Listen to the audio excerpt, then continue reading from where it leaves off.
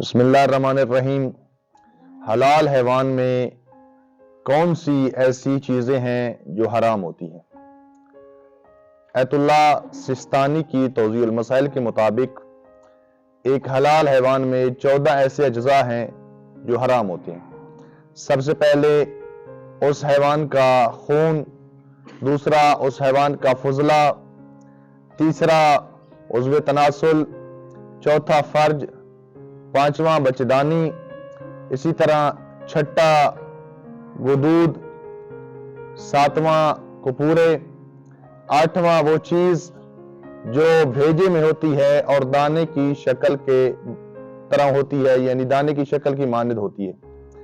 نامی چیز جو حلال جانور میں حرام ہوتی ہے وہ ہے حرام مغز جو ریڑھ کی ہڈی میں ہوتی ہے۔ 10ویں چیز احتیاط واجب کی بنا پر وہ رگیں جو ریڑھ کی ہڈی کی دونوں جانب ہوتی ہیں۔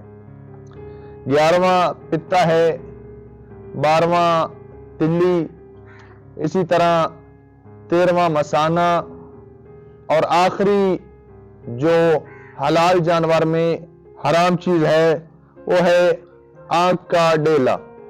اللہم صلی علی محمد و آل محمد۔